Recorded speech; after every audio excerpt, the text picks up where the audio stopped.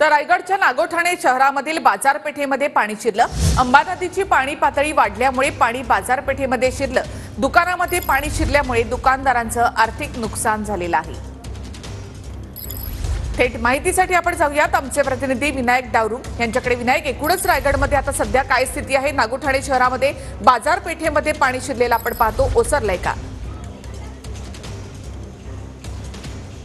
निखिला बरोबर आहे। काल रात्रीपासून रायगड जिल्ह्यामध्ये मोठ्या प्रमाणात पाऊस जो आहे तो पडतोय आणि पाऊस पडत असताना अंबा नदीला पूर जो आहे तो आलेला आहे आणि अंबा नदीचं पुराचं पाणी नागोठणा शहरामध्ये घुसलेलं आपल्याला दिसून येतं। ही नागोठणा शहराची मुख्य बाजारपेठ आहे। या बाजारपेठेमध्ये अजूनही पाणी जे आहे ते या ठिकाणी साचलेलं पाहायला मिळतंय। सकाळी आपण जर पाहिलं तर प्रत्येक दुकानामध्ये 2 ते 3 फूट इतकं पाणी होतं। आता सुद्धा आपण जर पाहिलं तर कमरे इतकं जवळपास पाणी जे आहे ते या मध्य बाजारपेठेच्या रोडमध्ये पाहायला मिळतं आणि मोठ्या प्रमाणात दुकानदारांचं नुकसान जे आहे ते या संपूर्ण परिसरातल्या झालेलं आहे। काल रात्रभर पाऊस जो आहे तो रायगडच्या संपूर्ण भागात पडतोय। अंबा नदीला पूर जो आहे तो आलेला आहे। अंबा नदी धोक्याची पातळी ओलांडून वाहते आणि या अंबा नदीचं पाणी जे आहे ते या संपूर्ण बाजारपेठेत घुसलेलं आपल्याला पाहायला मिळते। काही दुकानदार आपल्या सोबत आहेत, त्यांच्याकडून आपण जाणून घेणार आहोत। दादा, किती वाजल्यापासून हे पाणी या संपूर्ण तुमच्या बाजारपेठेमध्ये घुसले? रात्री 2 वाजता पाणी एस टी स्टँडच्या बाहेर होता।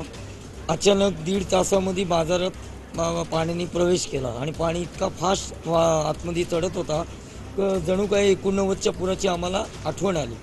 कारण काल या पुराचा 24 जुलै 1989ला महापूर झालेला, तेव्हा या बाजारपेठेत 26 ते 27 फूट पाणी होता आणि आज ह्याच पाण्याने जसं काय त्या पाण्याचा बर्थडे आणि आज नेमका 24 तारखेलाच रात्री पाणी आलं आणि आजची 25 तारीख आहे। त्याच्यामुळे आम्हाला माल काढायला वगैरे अचानक लाईटी नसल्यामुळं काढायला जमलं नाही। आमचं खूप नुकसान झालं। किती नुकसान झालं? भरपूर बाजारपेठेत छोटे मोठे नाक्यावरचे जे व्यापारी आहेत, टपरीवाले, त्यांना तर पूर्ण ते पाण्यातच डुबले।